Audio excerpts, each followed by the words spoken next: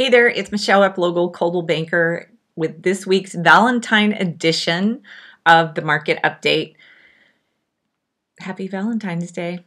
Hey, like and subscribe for me to help me build my channel. I really appreciate it. So I'm going to talk a little bit about market statistics for Santa Cruz County, and then I'm going to talk a little bit about the buyer's market that's just kind of literally on fire right now.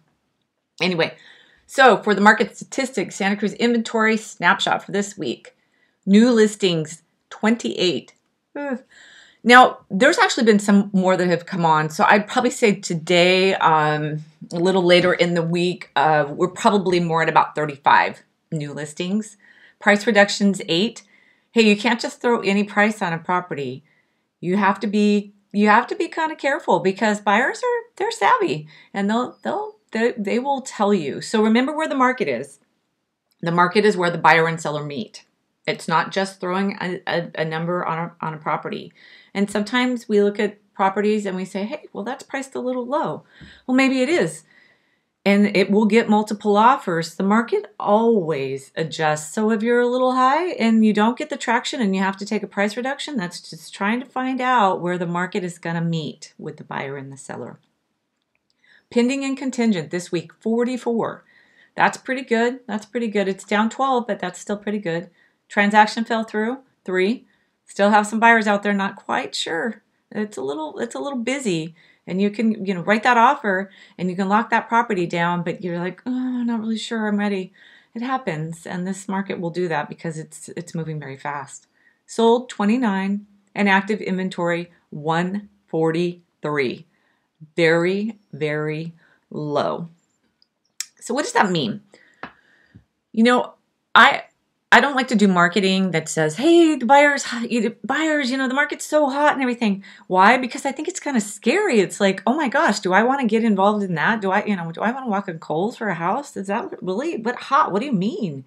I think I learned this week working with some buyers, I learned that some of the tools in the toolbox that I have to really emphasize and keep reminding people that I have these tools for them. And one of the tools I have is, first off, Coldwell Banker is amazing, and we have a great reputation. So our offers are always welcome, and then that's a really, really nice thing.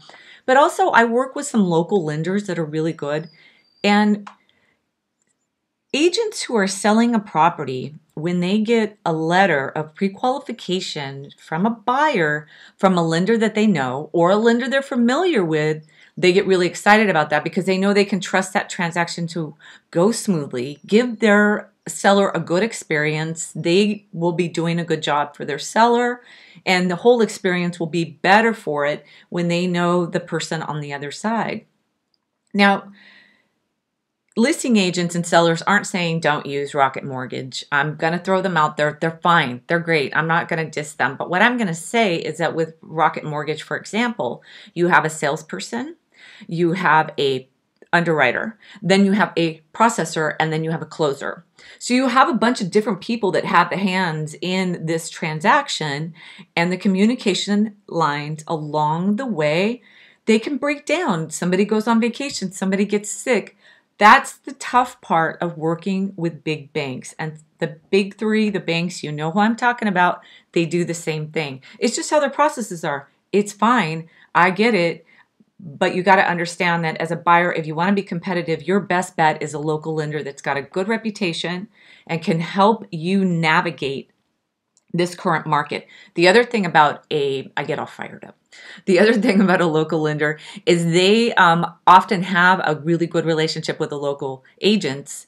And when that agent knows them, they're like, good, I know this is just as good as done. And you might be able to have a loan contingency, which I'm not sure all transactions at the beginning of this spring year are going to be allowed to have just because competition is so fierce.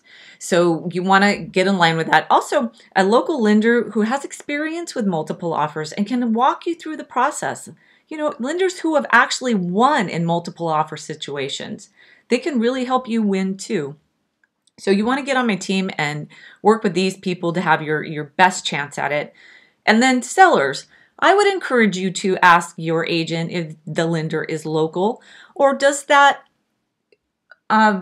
agent have any experience with that lender.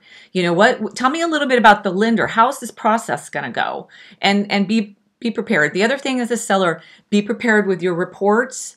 Make sure you get in on my marketing and then strap in because it's so busy. It's going to be like being on a rocket ship. So you want to make sure you align yourself with an agent that can help you navigate how quickly the process goes.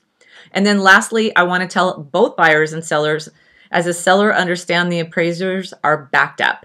Appraisals are taking a long time. They're very, very, very busy, and it's out of everybody's control.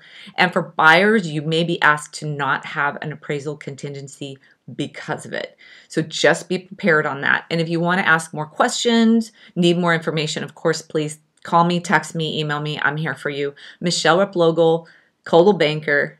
Happy Valentine's Day again. Thanks. Bye.